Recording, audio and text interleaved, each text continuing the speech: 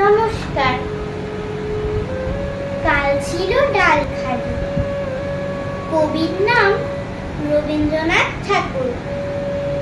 কাল ছিল ডালখালি, আজ ফুলে যায় ভরে। বল দেখি তুই মালি, হয় সে কেমন করে?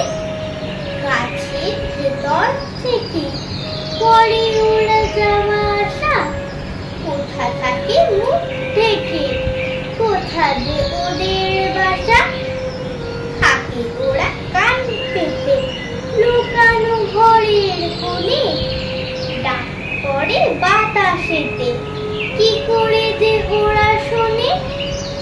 দেরি আর সহে না যে, মুখ মেজে তাড়াতাড়ি, কত রঙে ওরা সাজে, চলে আসে ছেড়ে বাড়ি।